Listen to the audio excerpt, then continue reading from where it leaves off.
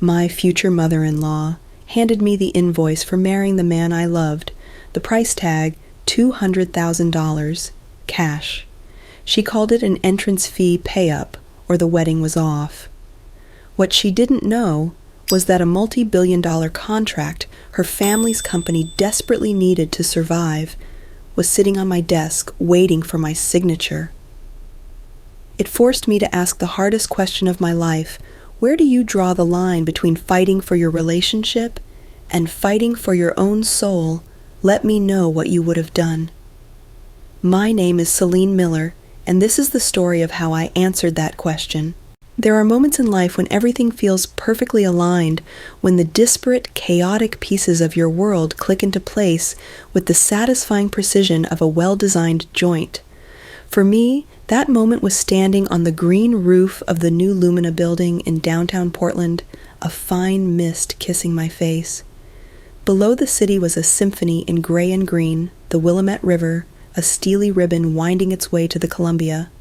The air smelled of damp earth, rain-washed asphalt, and the sweet, clean scent of the sedum and wildflowers under my feet. This roof, it was more than just a feature. It was a philosophy, a living, breathing system that managed stormwater, insulated the building, and provided a sanctuary for pollinators in the heart of the city. It was the culmination of everything I believed in. This wasn't just a job. It was my mission. I'm Celine Miller, and my firm Miller Terraforms was built on a single radical idea that the future of architecture wasn't about conquering nature, but collaborating with it. We'd carved our niche by proving project by painstaking project that beautiful, innovative design could also be profoundly, fundamentally sustainable, that you didn't have to choose between a building being good for people and good for the planet. We proved you could have both. My life, too, had found its alignment, and his name was Julian Croft. I remember the exact moment I met him a year and a half ago. It was at the Future Forward Cities Symposium in Denver. I was on stage feeling the familiar mix of adrenaline and passion as I delivered my keynote on biophilic urbanism. After the talk, a crowd of people approached with the usual handshakes and polite compliments, but then he stepped forward. He was tall, with kind, intelligent eyes that seemed to see right through the polished surface of the presentation to the core of the idea. Your models for retrofitting urban cores are revolutionary, he said, his voice cutting through the din. But I have a question. He didn't just flatter, he engaged.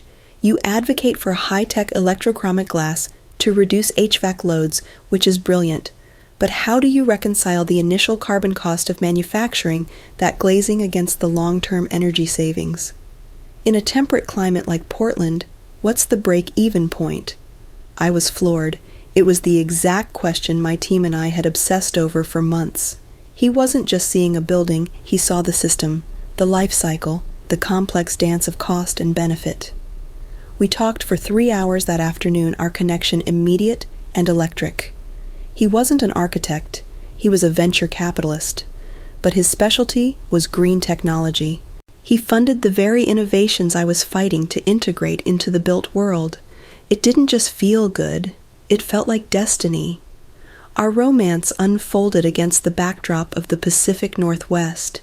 It was a whirlwind of shared passions, long, breathless hikes on the trails of Mount Hood, the crisp air filling our lungs, quiet afternoons, kayaking on the Willamette, the only sound the rhythmic splash of our paddles, late nights in our favorite farm-to-table restaurant, sketching out wild ideas for self-sustaining communities on the back of a cocktail napkin. He was my biggest champion.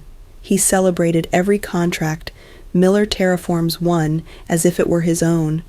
He understood the grueling, soul-crushing late nights that came with chasing a vision. In him, I saw the perfect fusion I'd always hoped for the sharp ambition of finance, with the searching soul of an environmentalist. The culmination of it all happened 3 months ago. He'd planned a weekend trip to a secluded modern cabin tucked away in the woods on the Oregon coast.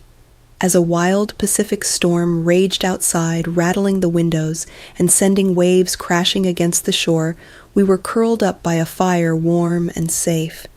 The feeling of being sheltered with him, protected from the chaos of the world. It was everything. He turned to me, his expression suddenly serious, his eyes reflecting the firelight. "Celine," he began, his voice thick with emotion, "you spend your life building things that are beautiful, strong, and meant to last. You build things that make the world better." He took my hand. "That's what I want to build with you." He got down on one knee, and my breath caught in my throat. He opened a small, simple wooden box.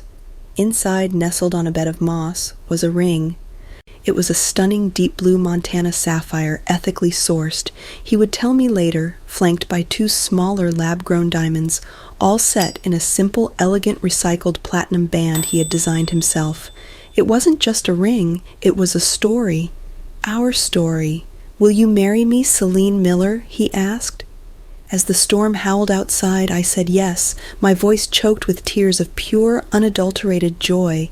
It was the easiest, most certain decision of my life. Now only one step remained before we could truly begin planning our future together, a trip to his hometown of Houston, Texas. A trip to finally meet his family. He always spoke of them with a complicated mix of pride and a kind of weary apprehension. He'd saved a special description for his mother. "She's a force of nature," he told me one night, trying to prepare me. "The ultimate gatekeeper." He said it with a laugh, but the sound was just a little too tight, the smile not quite reaching his eyes. I saw a flicker of something there, something I couldn't quite decipher, but I dismissed it. Nerves, I told myself. Every couple goes through this. After all, I'm an architect. My entire life is about understanding complex systems, finding common ground, and building strong, lasting bridges. How hard could it be? To build just one more. The descent into Houston was like entering another dimension, one viewed through a heat haze. The misty, life-giving green of Oregon dissolved, replaced by a sprawling concrete grid that shimmered under a relentless sun. It wasn't just a change in scenery, it was a change in pressure. The air inside the cabin felt thick, heavy. I felt it in my lungs. Julian, sensing my unease, reached over and squeezed my hand, his palm warm and reassuring against my suddenly cold skin. "Just be yourself," he said, his voice a low comfort against the roar of the engines. "They're going to love you, Celine." I offered him a smile that felt thin and fragile. Be yourself. It sounded so simple. But as we taxied toward the terminal past rows of hulking oil and gas company jets, I wondered which version of myself he meant. The architect, the environmentalist. The woman who was deliriously in love with her fiancé, or the one who felt a growing, inexplicable knot of dread in her stomach. The drive from the airport was a slow immersion into the world that had forged Julian. We moved from the anonymous arteries of the freeway into neighborhoods where the houses began to swell in size and ambition. Each one was a fortress of its own design, Tuscan villas, French chateaus, imposing Georgian manors all set back from the road behind meticulously manicured, impossibly green lawns. It was a display of wealth so profound it felt like a different language. "Your old stomping grounds, huh?" I said, trying to keep my tone light. He chuckled, but it sounded a little strained. "Something like that. We're almost there." Almost there was an understatement. We turned onto a private lane in River Oaks, a street so quiet and shaded by ancient, imposing oak trees that the city outside seemed to vanish. And then I saw it. The Croft estate wasn't a house, it was a declaration of war on subtlety, a sprawling limestone mansion with severe symmetrical lines and towering columns that screamed old money and unapologetic power. The landscaping was a triumph of control over nature. Exotic water-guzzling plants arranged in perfect geometric patterns. My architect's mind reeled at the sheer unsustainability of it all. It was beautiful in the way a perfectly cut diamond is beautiful, hard-cold, and forged under immense, unnatural pressure. As we pulled up the circular drive, a uniformed housekeeper opened the massive front door before we even stopped. Julian squeezed my hand again. "Ready?" he whispered. I took a deep breath. "Ready?" The moment I stepped inside, a blast of Arctic-level air conditioning hit me. The foyer was larger than my entire first apartment in Portland, with gleaming marble floors that echoed our footsteps and a crystal chandelier that probably cost more than my car. The walls were lined with generations of Croft family portraits, all of them men and women alike, staring down with the same cool, confident expression I often saw on Julian. And then she appeared, emerging from a side room as if on cue. Genevieve Croft was exactly as I had pictured her, and yet so much more intimidating. She was tall and impossibly elegant in a severe tailored sheath dress, the color of steel. A string of perfect pearls rested against her throat. Her smile was a work of art, flawless, practiced, and utterly devoid of warmth. It didn't reach her eyes, which were the same intelligent hazel as Julian's, but colder, sharper. They swept over me in a quick, dismissive appraisal from my shoes to my hair. "Julian, darling," she said, her voice like smooth, expensive whiskey. She kissed the air on both sides of his face before turning to me. "And you must be Celine." She extended a hand. Her fingers were cool and dry, and her grip was fleeting, barely there. "How lovely to finally meet you," she murmured. "Julian has told us so little about your unique work in Portland." The emphasis on unique hung in the air, a verbal dart coated in sugar. Before I could formulate a response, Harrison Croft entered from a different room. He was a tall, distinguished man with a full head of silver hair and a kinder, if wearier, version of his son's face. "Welcome to our home, Celine," he said, his handshake firm and warm. "It's a pleasure. Julian tells me you're making quite a name for yourself." "Thank you, sir. It's an honor to meet you both." I managed, feeling a small wave of relief. Genevieve's smile tightened almost imperceptibly. "Harrison, darling, let's not keep our guests standing in the foyer. Let's have a drink in the sitting room." The sitting room was another exercise in formal opulence. I perched on the edge of an antique sofa that I was sure was worth more than my student loans, clutching a glass of champagne I didn't want. Julian sat beside me, but he seemed smaller here, less like the confident, disruptive venture capitalist, and more like a boy waiting for his mother's approval. So Celine, Genevieve, began settling into a high-backed armchair across from me, like a queen ascending her throne. "Tell us about your family. What do your parents do?" "My father was a civil engineer. He's retired now," I said. "And my mother was a landscape designer. She passed away a few years ago." "I'm sorry to hear that," Harrison said with genuine sincerity. Genevieve merely nodded her eyes, calculating. "An engineer, how practical. But no real legacy in industry then. No family business." "No," I said, my voice steady. "My parents believed in building your own legacy." "A noble sentiment," she conceded, taking a delicate sip of her champagne. "And your education, Julian mentioned the University of Oregon." "Yes, I had a full academic scholarship." I added the detail instinctively, a defensive posture I hadn't realized I had taken. "A state school," she mused, as if I'd confessed to a minor crime. "The Croft men have attended Yale for 4 generations, but I suppose different paths can lead to success." She let the implied judgment hang in the air. I felt a flush of heat creep up my neck. I tried to steer the conversation onto what I thought was our common ground. "Actually, our paths have a lot more in common than you'd think. My work in sustainable architecture integrates many of the green technologies Julian's firm invests in. We're both trying to build a better." "Julian's work is about market disruption and maximizing shareholder value," Genevieve cut in smoothly, her voice slicing through my sentence. "Your work, from what I gather, is about aesthetics. A noble pursuit, of course, but a different one entirely." She had reduced my life's mission, my passion for creating a livable, breathable future, to mere decoration. I looked to Julian, my eyes pleading for him to step in to defend the vision we supposedly shared. He just shifted uncomfortably on the sofa. "Mom, Celine is one of the most respected architects in her field. Her firm is changing the game." "Of course it is, darling," Genevieve replied, not even glancing his way. Her cold eyes remained fixed on me. "I'm sure it is." The conversation continued like that through dinner, which was served in a dining room so large and silent our silverware seemed to echo. Every time I tried to speak about my work, my passion, my life, Genevieve would find a way to subtly undermine it, to frame it as quaint or unserious. I felt like I was being slowly, methodically disassembled. By the time the main course was cleared, I felt small, exhausted, and utterly alone, even with the man I loved sitting right beside me. As a server poured coffee, Harrison turned to his son. "Julian, I need to go over the quarterly reports for the Asian markets before I sign off on them. Could you lend me your eyes for a few minutes?" "Of course, Dad," Julian said, standing up with a look of visible relief. He leaned down and kissed my cheek. "I'll be right back," he whispered. I watched them leave the cavernous room, the silence descending once more. Now it was just me and her.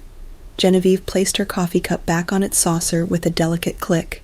She looked at me, a slow, predatory smile spreading across her face for the first time. "Good," she said, her voice a low purr. "Now that the men are gone, you and I can have a real conversation." A chill entirely unrelated to the room's temperature traced its way down my spine. Genevieve rose from her chair with a liquid grace, her movements economical and precise. "Walk with me, dear," she said. It wasn't a question. It was a command cloaked in politeness. I followed her out of the dining room, my heels clicking softly on the marble floors, through a long, art-filled hallway, and toward a pair of towering glass doors. She opened them, and we stepped into a different world. We were in a conservatory, a massive climate-controlled glass house filled with the most exquisite and rare orchids I had ever seen. The air was warm, thick, and heavy with a cloying, sweet scent. It was breathtakingly beautiful and completely artificial, a jungle under glass. Genevieve moved to a pristine, white phalaenopsis, its blossoms like perfect frozen butterflies.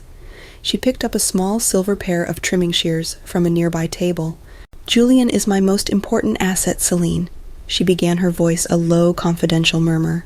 She snipped a single infinitesimally small brown spot from the edge of a leaf. The sound was sharp, definitive in the humid silence. "His success, his future, his family, it's all part of the Croft legacy. A legacy built not on sentiment, but on strength, on strategic alliances, and on ensuring that everyone involved is fully and tangibly committed." She turned from the orchid, her eyes locking onto mine. The friendly facade she'd maintained was gone, replaced by the cool, dispassionate gaze of a CEO evaluating a line item on a balance sheet. "The Croft family doesn't just welcome new members," she continued, taking a step closer. "We invest in them, and we expect a reciprocal investment, a tangible one." My heart began a slow, heavy drum against my ribs. I felt like an animal that had wandered innocently into a beautifully disguised trap and had just heard the snap of the steel jaws closing behind it. "I'm not sure I understand what you mean, Genevieve," I said, my voice sounding thin and distant to my own ears. "Oh, I think you do," she said, a hint of a smile touching her lips. "You're a businesswoman. You understand value. Let me be clearer." She paused, letting the weight of the moment settle. "Joining this family is the single greatest merger you will ever undertake in your life. It will elevate your status, your access, your entire world, but it requires a buy-in, a demonstration that you comprehend the scale on which we operate and that you are aligned with our values." She let her gaze drift around the conservatory, a silent testament to the world she controlled. "There is a tradition," she said, her voice dropping even lower, "a long-standing one for those who marry into the Croft family. A contribution is made to the Croft Family Foundation. It's our primary philanthropic vehicle, of course." She added a throwaway line meant to sanitize the transaction. "It solidifies the union. It proves commitment." She finally looked back at me, her eyes drilling into mine.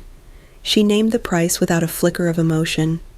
"We find that $200,000 is the appropriate figure to demonstrate this alignment," she stated as calmly as if she were quoting the price of steel.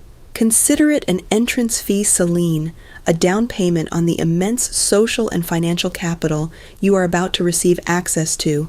Your firm, Miller Terraforms, it's a lovely boutique operation, but this contribution shows you understand how to operate in a world far larger than the one you currently inhabit.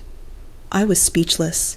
The air in the conservatory felt too thick to breathe. It wasn't just the money, it was the cold, brutal, transactional nature of it. It was the insult wrapped in the language of corporate synergy. She was putting a price tag on my love for her son. We'll need the wire transfer to be completed, of course, before any formal public engagement announcement is made, she finished, turning her attention back to her perfect orchids. She gently misted a bloom with a small brass atomizer. I'm sure you understand, she said, her back still to me. We must protect our assets. She had just called her own son an asset, and she had called me a liability to be mitigated. I stood there frozen in her glass kingdom. The sweet scent of the flowers was suddenly suffocating, and all I wanted to do was run. But I couldn't move. I couldn't speak. I could only stare at the back of this woman who was calmly, methodically trying to purchase my soul. I don't remember walking back through the house. My mind was a roaring vacuum, all thought and feeling sucked out, replaced by the echo of Genevieve's words. $200,000. Protect our assets. I found myself standing in the guest suite, a room so lavishly appointed with silk wallpaper and antique furniture that it felt like a museum exhibit on wealth. A few hours ago, it had seemed opulent. Now, it felt like a gilded cage. I walked over to the window and stared out at the perfectly manicured, floodlit grounds, but I saw nothing. I felt a tremor start in my hands, a deep internal cold that had nothing to do with the relentless air conditioning. The door opened and Julian came in looking relieved. He'd loosened his tie and had a relaxed smile on his face. There you are, he said, his voice cheerful. I was wondering where you'd gotten to. Dad's market analysis is as dry as the Texas dust. So, how did it go with my mom? Did you two have a good chat? I turned from the window to face him. I saw the easy smile, the love in his eyes, and a wave of nausea washed over me. It was all a lie. A performance. My voice, when I finally found it, was a hoarse whisper. A good chat? Is that what you call it, Julian? His smile faltered. He saw the look on my face, and his posture changed instantly. The relaxed demeanor vanished, replaced by a guarded tension. What's wrong? What did she say? What did she say? I repeated my voice, gaining a raw, trembling edge. I recounted the conversation in the conservatory, word for chilling word, the legacy, the investment, the Croft family foundation, and then the price. She demanded I pay $200,000 to marry you. I finished, my voice cracking on the last word. She called me an investment, and she called you an asset. I waited, my entire being braced for his explosion, for the outrage. For him to storm out of the room and confront his mother, for him to wrap me in his arms and tell me we were leaving this insane house immediately. Instead, he did none of those things. He avoided my eyes. He ran a hand through his perfectly styled hair and let out a long, weary sigh. Look, Celine. He started, his voice quiet and placating. I know how that sounds. The quietness of his tone, the utter lack of shock, was more damning than any shout. How it sounds, Julian, there is no way for that to sound other than what it is. It's grotesque. She's trying to buy me. It's how she is, he said, finally looking at me, his expression pleading, desperate for me to understand something I couldn't possibly comprehend. She's from a different world, a different generation. She sees everything as a transaction. It's not personal. Not personal. The words ripped out of my throat, a sound halfway between a laugh and a sob. She literally put a price tag on me, on us. How can it get more personal than that? This is insane, Julian. You have to see that. He walked over to the ridiculously ornate minibar and poured himself a whiskey, his back to me. My brother's wife, Chloe, she went through the same thing, he said, his voice muffled. He took a long swallow of the drink before turning back to face me. She paid it. And you know what, after she did, my mom welcomed her with open arms, throws her the most lavish parties, brags about her to all her friends. It's like a final ridiculous test, a hoop you have to jump through, Once you do it, you're in. Can't you just see it that way? For us. The room started to spin. He wasn't defending me, he was coaching me. He was giving me the playbook for my own humiliation. You want me to pay it? I whispered, horrified. You want me to bribe your mother so she'll... accept me? It's not a bribe, it's a contribution, he corrected, and the corporate jargon sounded obscene on his lips. And it's not a big deal for you, is it? He reasoned, the words tumbling out now, desperate to make it make sense. Miller Terraforms is doing incredibly well. You've had a great year. For my family, that amount of money is a rounding error. It's nothing. Just pay it, Celine. Please. Let's just pay it and we can move past this. We can go back to being happy. And that's when the floor fell out from under my world. The final terrible piece of the puzzle clicked into place. He had known. He had known all along this was coming. He brought me to this house, into this family, leading me like a lamb, knowing full well the price that would be demanded at the gate. My love, my trust. It had all been based on a lie of omission. I stared at the man I thought I knew, the man I had promised to spend my life with, and saw a stranger who was so deeply enmeshed in this toxic transactional world that he couldn't see how fundamentally broken it was. A stranger who was asking me to set myself on fire just to keep his family warm. I didn't scream, I didn't cry. A profound and terrifying silence filled the room, a silence that was heavier and more final than any argument ever could be. It was the sound of a foundational structure cracking under a fatal load. I had come to Houston to build a bridge into my new life, but standing there in that cold, silent room, I realized I had been led to a toll booth, and the man I loved was the one telling me to pay the fee. The flight back to Portland was shrouded in a silence so thick it felt like a physical presence in the cabin. We sat side by side, a chasm of unspoken words between us. I stared out the window at the endless expanse of clouds, seeing nothing but the reflection of a woman I barely recognized. The easy joy, the certain optimism, it had all been stripped away in that cold Houston mansion, leaving behind a hollow, fragile shell. Julian tried a few times to breach the silence, a hesitant Celine, or a light touch on my arm that I instinctively flinched away from. Each attempt felt like a clumsy repair on a shattered piece of glass. He eventually gave up, retreating into his own silence. The man who had felt like my other half now felt like a stranger from a hostile foreign country. Back in Portland, back in the familiar embrace of my city's misty green air, I tried to find my footing. I tried to compartmentalize what had happened, to file it away as a surreal personal nightmare that had no place in my professional life. I threw myself into my work with a desperate intensity. My focus became the Aurora Project, the massive multi-billion-dollar sustainable city within a city we were designing on the outskirts of Seattle. It was the biggest, most ambitious project of my career. My firm was the lead consultant on architecture and materials, and Julian's VC firm was one of the primary investors. It was meant to be our masterpiece, a testament to our shared vision of a better future. But now even thinking about it left a bitter taste in my mouth. The project that had once symbolized our perfect alignment now just felt complicated, tainted. A week passed in this fragile, unspoken truce, and then the other shoe dropped. My phone buzzed on my desk. It was Julian. I stared at his name for a long moment before answering, my heart doing a slow, painful lurch. "Hey, you," I said, my voice more neutral than I felt. "Hey," he replied, and his tone was aggressively bright, artificially cheerful. It was the voice of a man trying desperately to pretend everything was normal. "Listen, I have some great news. I was talking to my mother and she had an absolutely brilliant idea." My stomach clenched. Every muscle in my body went rigid. "Oh," I asked, my voice dangerously quiet.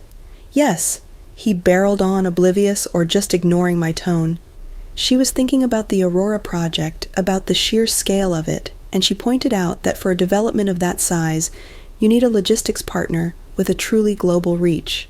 Someone who can handle the immense complexity of sourcing and transporting materials from all over the world." He took a breath, delivering the punchline. Croft Global Logistics is perfectly positioned to handle it. She's putting together a proposal to submit to the board. Isn't that fantastic? I was so stunned I couldn't speak. The audacity of it, the sheer galling hypocrisy, it stole the air from my lungs. Croft Global Logistics. The industrial behemoth whose entire business model was a monument to carbon-intensive, environmentally devastating practices. Julian, I finally said, my voice a low warning rumble.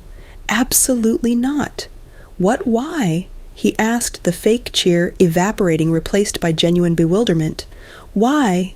I felt a surge of incredulous anger. Because their environmental record isn't just bad, it's abysmal. They have active lawsuits against them in 3 countries for dumping industrial waste. Their shipping fleet has one of the worst carbon footprints in the industry.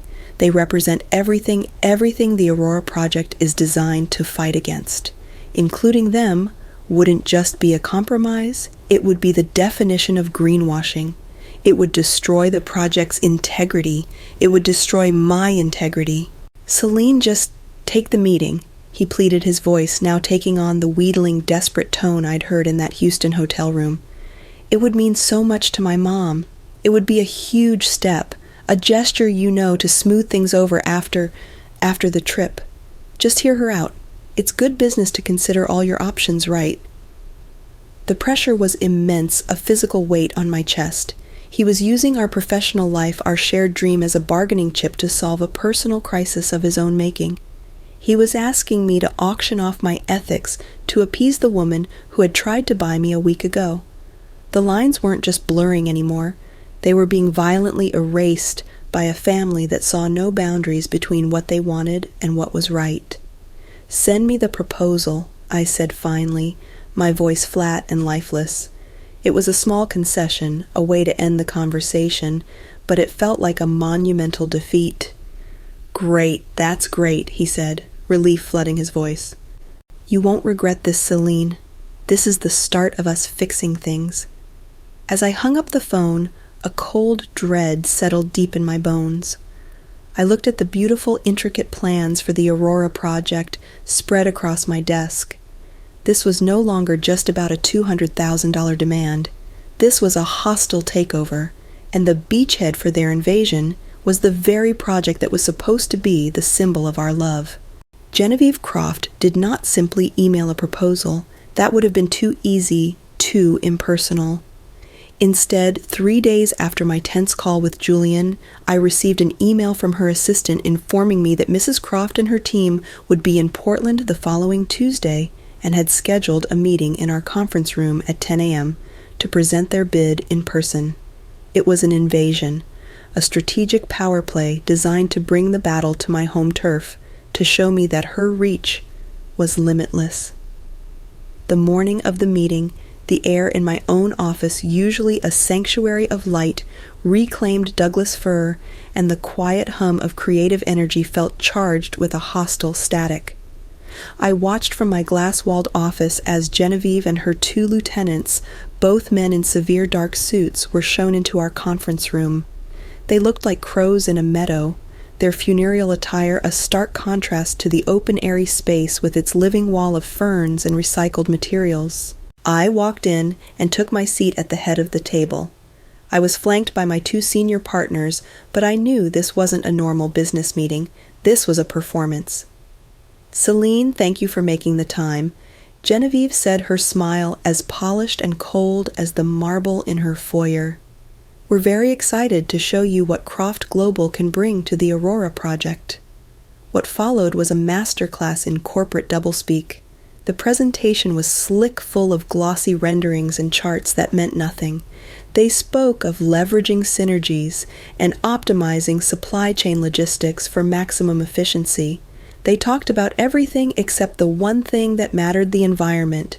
The rigorous, non-negotiable sustainability and ethical sourcing criteria that formed the very soul of the Aurora Project Charter were not just ignored. They were treated as if they didn't exist. Then they presented the contract itself. It was a Trojan horse.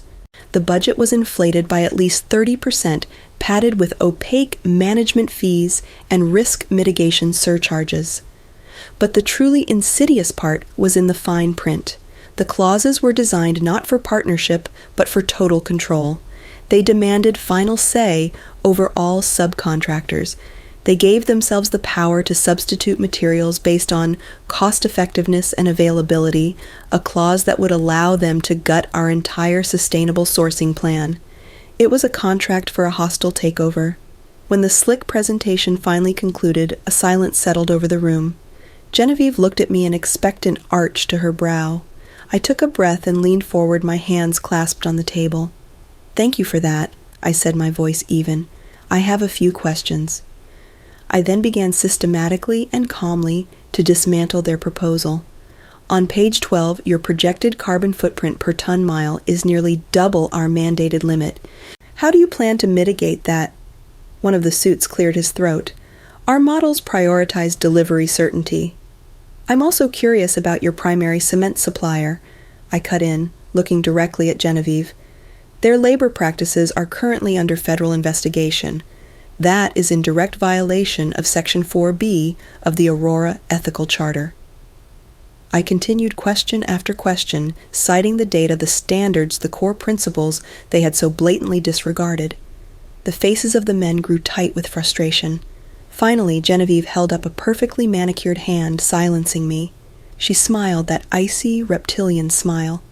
"Selena," she said, her voice dripping with condescension, "those are details for the worker bees. The big picture here is that Croft Global brings unparalleled scale and certainty to a project of this magnitude. We eliminate risk." "With all due respect, Genevieve," I replied, my gaze unwavering, "your business practices are the risk. Your inclusion as a partner would jeopardize the project's LEED Platinum certification, and it would alienate every other socially conscious investor we have. It's a non-starter." The atmosphere turned frigid. The air crackled with the unspoken. Genevieve slowly gathered her leather portfolio, her movements deliberate. As she and her team stood to leave, she paused at the door and looked back at me, her eyes like chips of ice. "Julian is so proud of your principles," she said, her voice a soft, venomous caress. "I do hope they don't get in the way of your pragmatism. It would be a shame for a project as ambitious as Aurora to get bogged down by unforeseen complications." She let the words hang in the air. "I trust you'll make the wise decision, for everyone's sake." The threat was no longer veiled. It was a declaration of war. 2 days later, my phone rang. It was David Chen, the CEO of a sustainable hotel group we were working with, a smaller but significant client. His company was building a boutique hotel whose supply chain was indirectly linked to the early phases of the Aurora project. "Celine," he said, and I could hear the genuine regret and discomfort in his voice. "Listen, I'm so sorry. I'm afraid we have to pull our contract." My blood ran cold. "What, David? Why, we just finalized the schematics." I know," he said, sighing heavily. It's coming from my investors. They've been hearing things, rumors, whispers about instability surrounding your key projects, concerns that your firm might not be on solid ground. They're getting nervous, and they're telling me to pull back." I sank into my chair, the receiver feeling heavy as lead in my hand. It had already started. The whispers, the unforeseen complications. It wasn't a warning anymore. Genevieve Croft had fired the first shot, and she had aimed it directly at the heart of my business. The moment I hung up the phone with David Chen, a hot, blinding rage burned through the cold shock. It was a fury so pure and intense, it felt like a physical force clearing the fog of disbelief from my mind, the whispers, the unforeseen complications. Genevieve wasn't just a bully. She was a saboteur. She wasn't just trying to control my future, she was actively trying to dismantle my present piece by painful piece. My business, my creation, the thing I had built from nothing but sleepless nights and unwavering belief was now in her crosshairs. The phase of me trying to be diplomatic was over. The hope that I could somehow reason with Julian, that he would eventually see the light and stand with me, that was a fantasy. I was alone in this. And I was being attacked. My hands, which had been trembling, were suddenly steady. I unlocked my phone and made a call, not to Julian, Not to my lawyer. I called the one person I knew would understand the intersection of design business and bare-knuckle fighting. "Silas," I said when he answered, "I need you." An hour later, I was sitting in Silas Blackwood's office in the Pearl District. His space was the antithesis of the Croft mansion. It was a warm, lived-in sanctuary of architectural genius filled with towering bookshelves, sprawling blueprints, and beautifully crafted scale models of his past projects. The air smelled of old paper coffee and cedar. Silas himself, with his wild salt and pepper hair and sharp, intelligent eyes, was a fortress of calm and reason. He had been my first boss, my greatest mentor, and now served as the lead advisor on my firm's board. He poured me a strong cup of black coffee, sat down in his worn leather chair opposite me, and simply said, "Talk." And so I did. The words poured out of me, a torrent of frustration, hurt, and fury.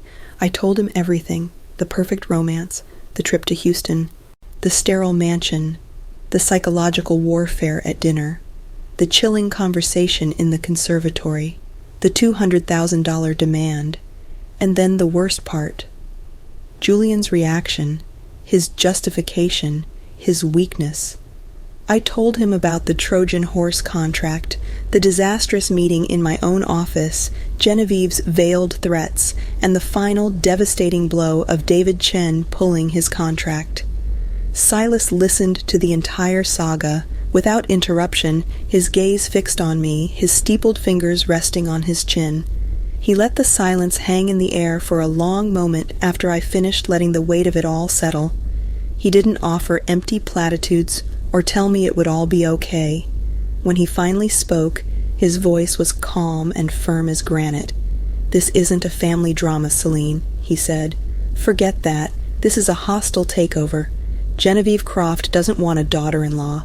She wants a new, wholly owned subsidiary that she can control. The money, that was just the initial obedience test.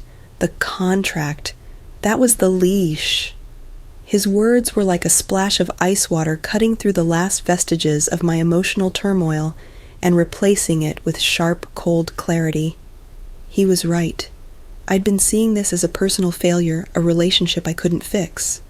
Silas reframed it instantly as what it was: a strategic threat to be neutralized.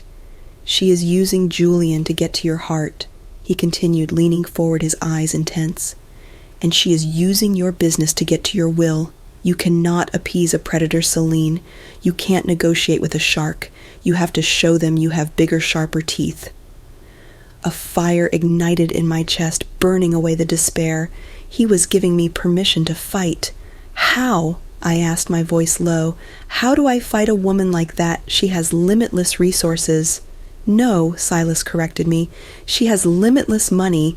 Her greatest resource is the belief that everyone can be bought or broken. Her greatest weakness is that she can't imagine someone who can't." We spent the next 3 hours in that office, the coffee growing cold, as we mapped out a counteroffensive. It was no longer about saving my relationship with Julian. It was about saving my company, my reputation, and my soul. It was a council of war. "Step 1, Silas said, sketching on a legal pad. "Fortify the base. We reach out discreetly to all of our key clients. We reassure them. We shore up our relationships and get ahead of any other rumors she might try to spread. Step 2, he continued, his pen scratching furiously. "Gather intelligence. You can't fight an enemy you don't understand. I know a corporate intelligence firm, discreet, expensive, and ruthlessly effective. We hire them. We get them to do a deep dive into 2 things: the so-called Croft Family Foundation and Croft Global Logistics' history of contract negotiations. If she fights dirty," Silas said, looking up at me, "we need to know exactly what kind of mud she likes to throw."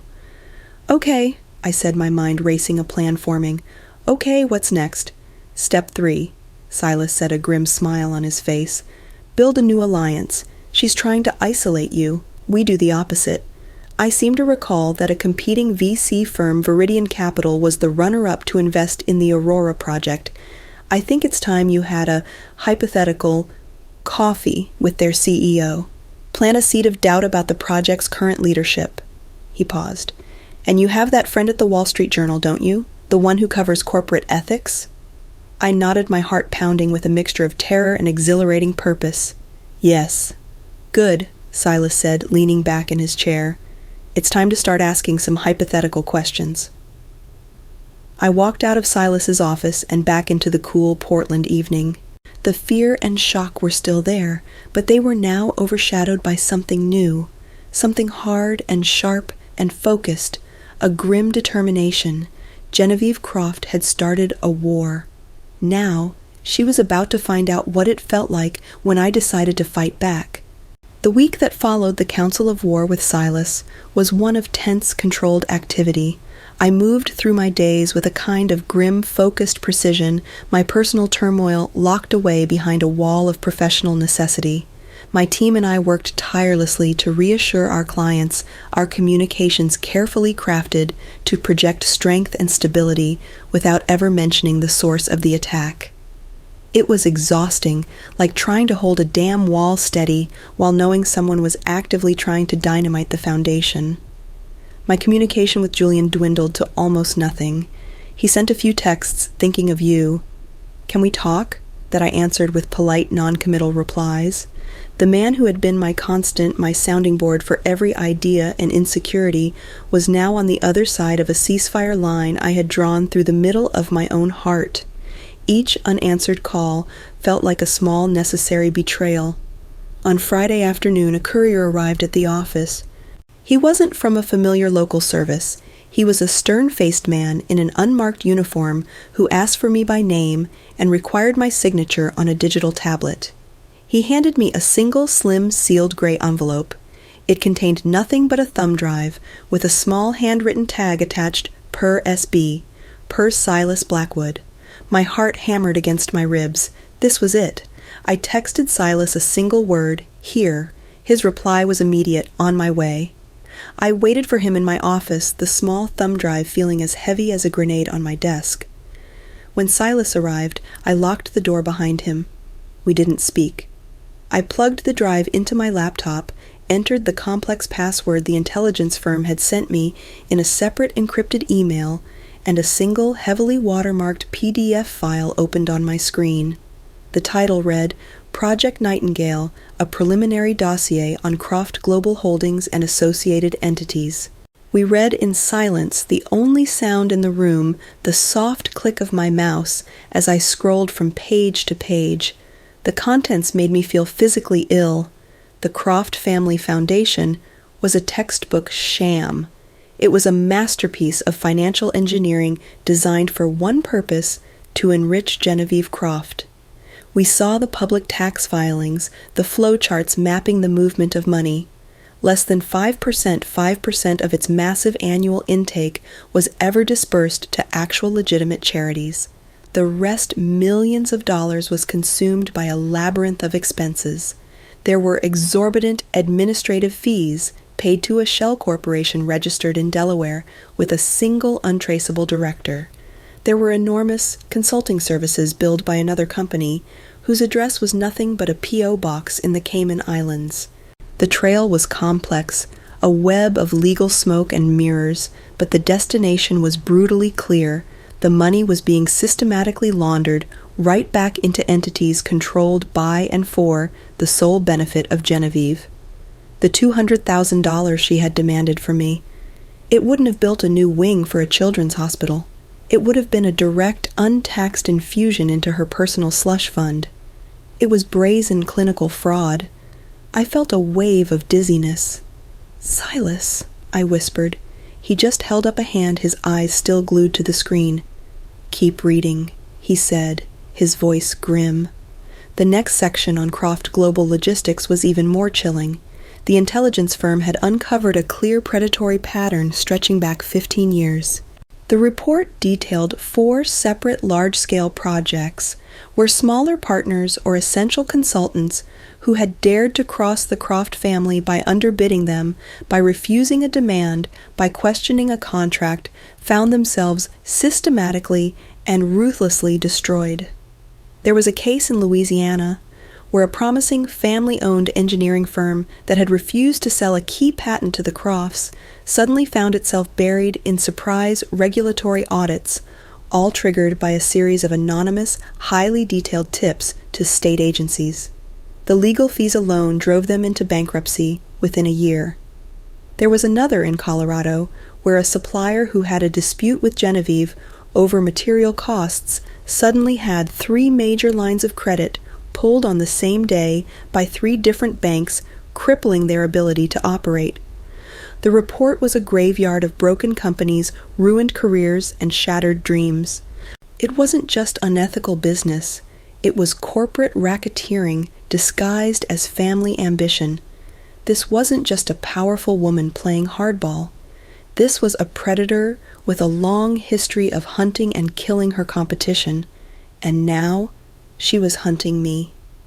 I finally reached the end of the document and leaned back in my chair, my hands shaking. The woman who had smiled at me over dinner, the woman who had talked about legacy and family, she was a criminal, a sophisticated high society criminal, but a criminal nonetheless. Silas finally looked up from the screen, his expression grim, his eyes hard as flint. He let out a long, slow breath. "Well, kid," he said, his voice quiet but heavy with the weight of what we'd just learned. "You wanted to know what kind of teeth she has." He paused, his gaze meeting mine. "It turns out they're venomous." The weight of the situation settled over me, profound and terrifying. This was bigger and more dangerous than I had ever imagined. My personal crisis, my broken heart, my $200,000 problem. It had just escalated into a war against a deeply corrupt and dangerously powerful machine. And in my hands, I now held the blueprint to its destruction. For 3 days the dossier sat on my encrypted server like an unexploded bomb. I went through the motions of my life. I reviewed blueprints, took client calls, and had a team meeting about the new specifications for the Aurora project, but my mind was elsewhere. It was consumed by the knowledge contained in that file. It was one thing to suspect you were in a fight with a bully. It was another thing entirely to hold documented proof that you were at war with a racketeer. The weight of it was immense. This wasn't just about saving my company anymore. This was about right and wrong on a scale that terrified me. What did I do with this power? What was the cost of using it? The relative quiet from Julian finally broke on Monday night. The texts had become more frequent, more insistent over the weekend. He was clearly feeling the pressure from his end. I had ignored them needing space to think, but now my phone was ringing. I saw his face on the screen and knew I couldn't avoid it any longer. I needed one final data point. I needed to look him in the eye and know with absolute certainty where he stood before I decided my next move. "I can't talk now, but meet me tomorrow," I said, when I answered, my voice cooler than I intended. The lounge at the Sentinel Hotel, 7 p.m. I hung up before he could argue. The hotel lounge was quiet, a dimly lit space with dark wood and the hushed murmur of conversation. I chose a small, isolated table in the corner. I was nursing a club soda when he arrived. He looked tired, stressed. The easy, confident charm that had first drawn me to him was gone, replaced by a raw, desperate urgency. He didn't even sit down before he started. "My mother called the lead investors for the Aurora project today," he said, his voice low and strained, his hands shoved into his pockets. "Directly. She told them she has grave concerns about your firm's ability to deliver on a project of this scale. She told them you were being ideologically rigid and were actively putting the entire $2 billion investment at risk." I stared up at him, my blood running cold. So the sabotage was escalating. "And what did you do, Julian?" I asked, my voice dangerously calm. "What did you say when your mother tried to professionally assassinate your fiancé?" "What could I do?" He snapped his composure, finally breaking, his voice rising before he caught himself and lowered it to a harsh whisper. "She's Genevieve Croft. I'm trying to manage this. I'm trying to hold everything together, our future. The project, my family, and you are not helping me." He finally slumped into the chair opposite me and leaned forward, his eyes boring into mine. They were filled with a terrifying mix of desperation and something that looked like anger. "I have a solution," he said, as if the idea had just occurred to him. "A final one. a way to make all of this, all of it, go away. I weighted my heart a block of ice in my chest. "You wire the money to the foundation," he said, speaking slowly, deliberately, as if to a child. "And you sign the logistics contract with Croft Global. You do those two things. And I give you my word, I will make this all stop. I will handle my mother. I will smooth things over with the investors. We can go back to how things were. We can be happy." I pulled my hands back from the table, a reflexive gesture of self-preservation. "And if I don't?" I whispered, though I already knew the answer. His face hardened, the last flicker of the man I loved extinguishing before my eyes. "Then we don't have a future," he said, his voice flat and final. "It's that simple. You have to choose Celine. Is your stubborn pride, your principles, more important than our life together? Is it more important than me?" And in that moment, watching him weaponize our love, watching him lay down an ultimatum that demanded the sacrifice of my soul as the price for his peace, everything became crystal clear. The conflict inside me died. The grief, the hope, the confusion, it all vanished, replaced by a profound, heartbreaking certainty. He wasn't the man I fell in love with. Or maybe he was, and the man I fell in love with was a coward, an accomplice, a willing participant in his family's toxic empire. He wasn't asking me to choose between my principles and him. He was asking me to choose between my own self-respect and his comfort. I looked at him, truly looked at him one last time, and I felt nothing but a deep, sorrowful pity for the weak, trapped man he had become. "Thank you, Julian," I said, and my voice was steady. It was calm. It was the coldest I had ever heard it. "You've made the choice very, very easy." I stood up from the table, my movements fluid and unhurried. I didn't throw a drink. I didn't raise my voice. I simply took a $100 bill from my wallet, placed it on the table to cover our drinks, and turned my back on him. I walked out of the lounge through the elegant lobby and out into the cool Portland night without ever looking back. The grief was there, a deep, aching wound. But for the first time in weeks, it was overshadowed by something else. A profound, liberating clarity. I had my answer. The last variable in the equation had been solved. The point of no return had been crossed. The war was on, and I was finally free to fight it. I didn't sleep that night.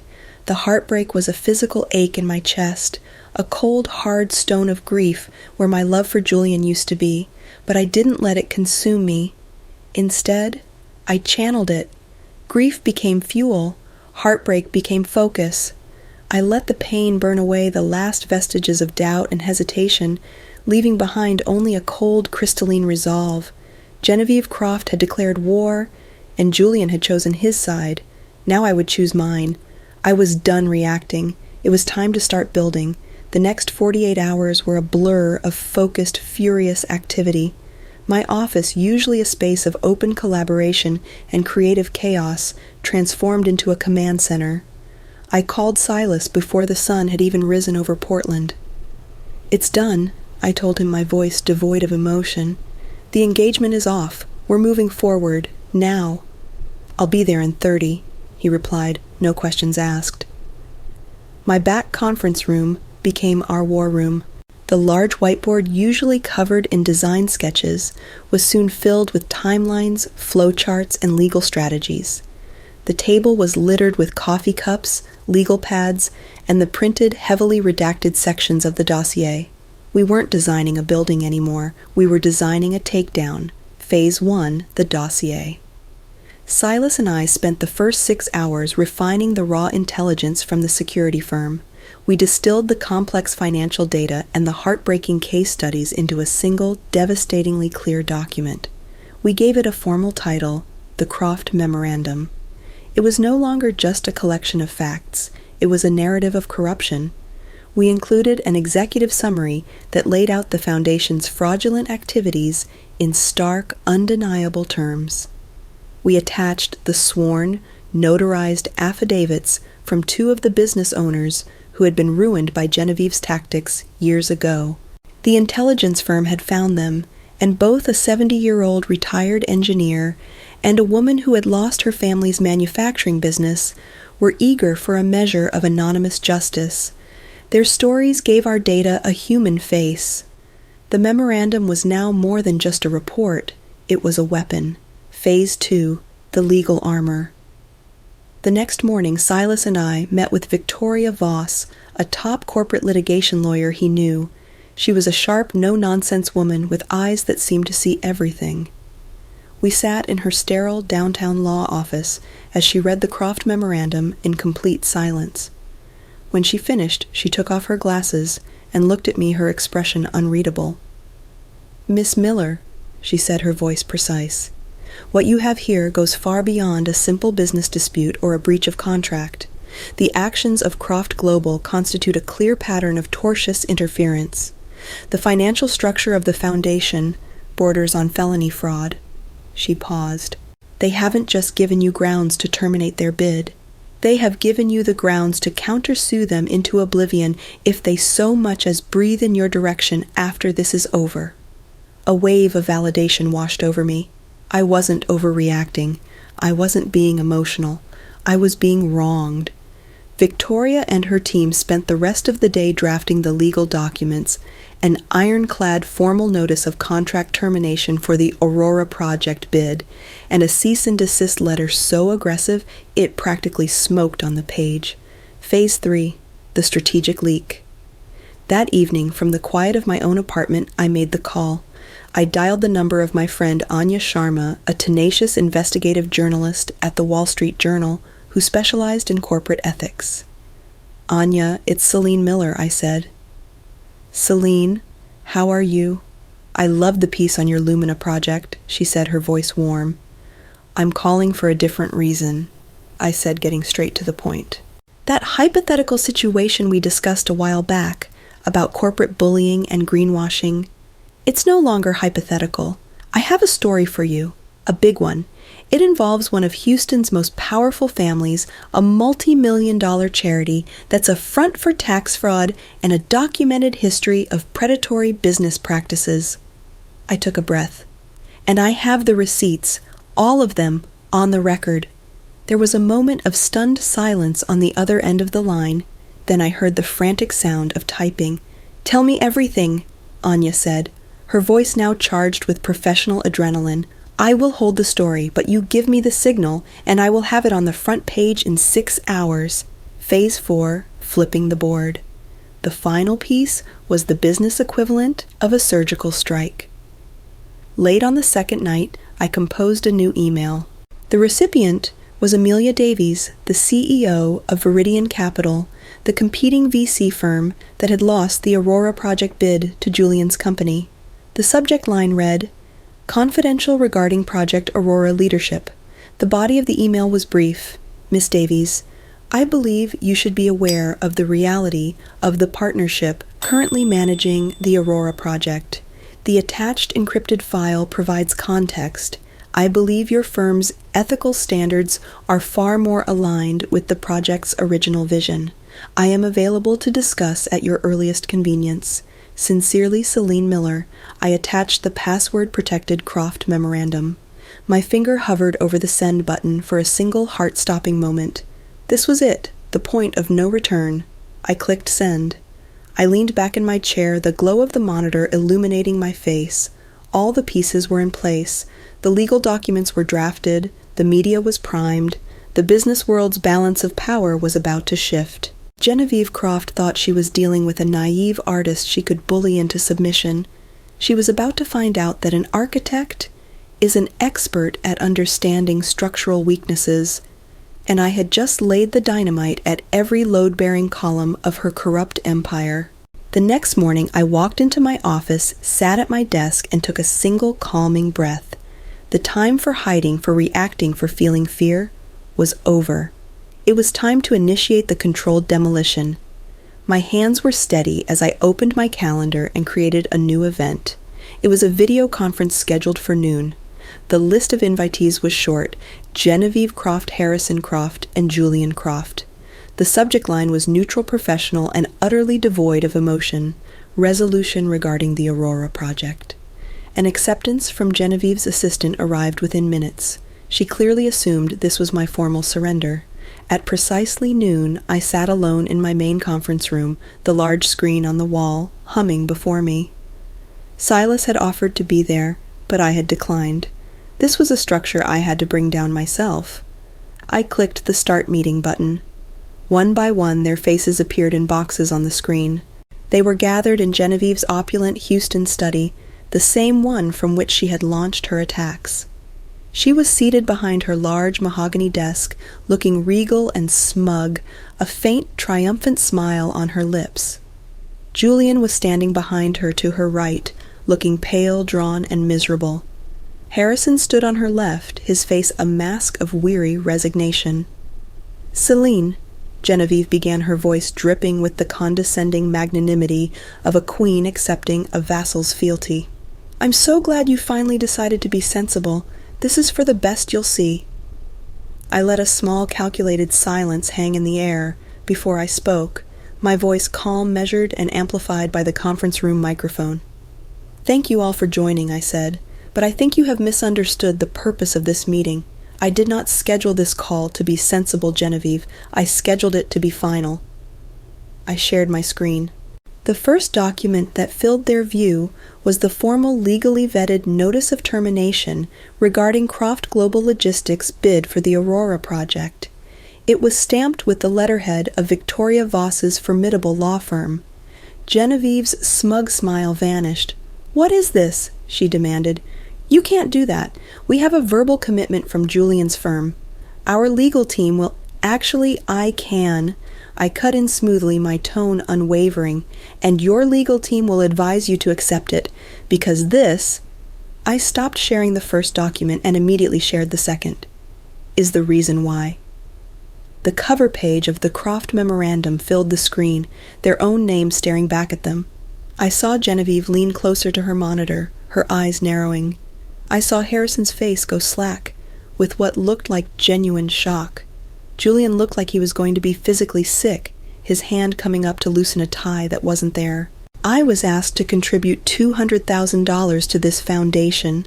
I said, my voice like ice, as I navigated to the executive summary, letting the damning flowchart of their fraudulent financial dealings flash on the screen for a moment.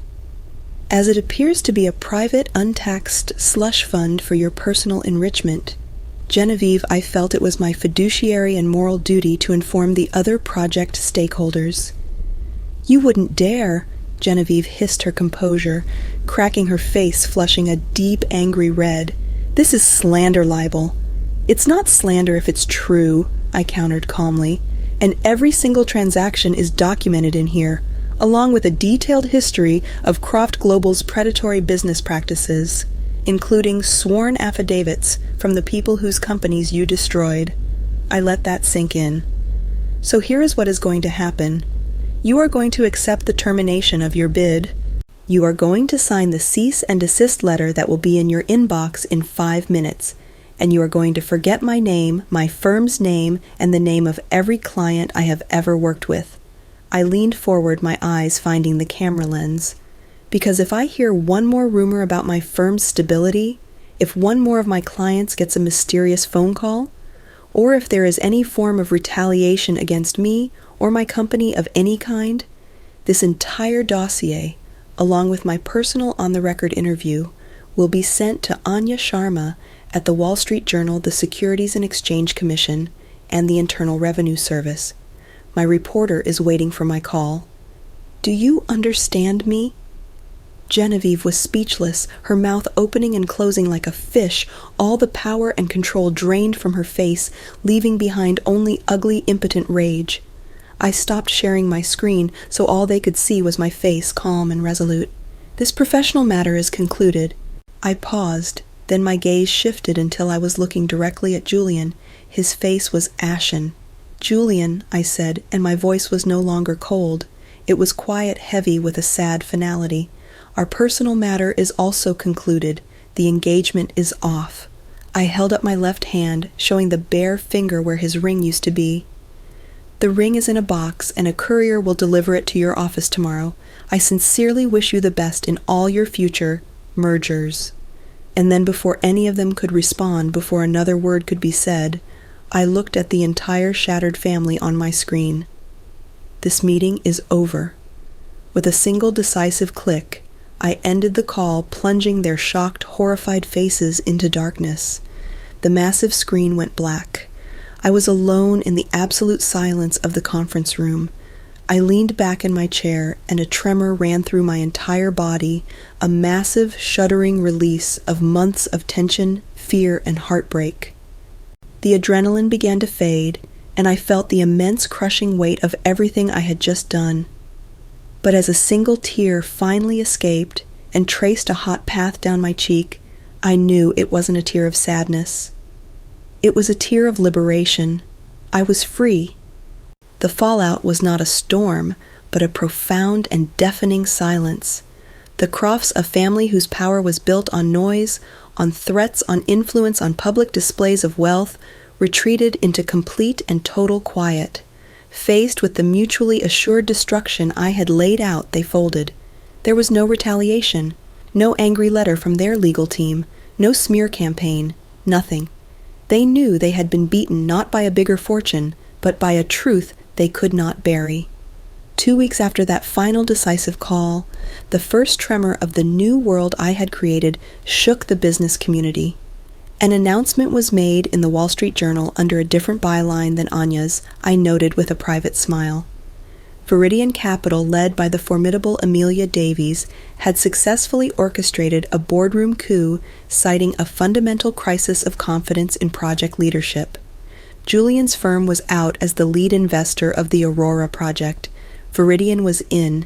Their very first act as the new lead was to issue a press release.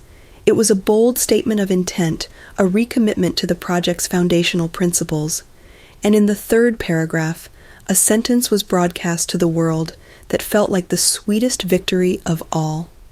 "We are honored," Amelia Davies was quoted as saying, "to reaffirm our complete and total partnership with Miller Terraforms, a firm whose unshakable ethical standards and visionary design are the heart and soul of this project."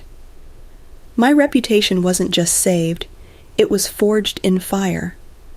My firm was no longer just seen as innovative, we were seen as incorruptible. A month after the call, a thick cream-colored envelope arrived at my office. It was not corporate letterhead. The handwriting was elegant, if a bit unsteady.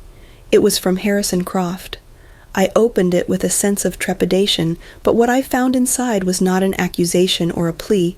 It was an apology. "Dear Celine," he wrote, "there are no words to properly express my profound shame and regret for my cowardice and for the inexcusable actions of my wife. I stood by in silence while she attempted to diminish you, and for that I will not forgive myself. Watching you stand up to her with a courage I have not possessed for 30 years did more than just save your project. It saved me from the rest of my life. I have filed for divorce.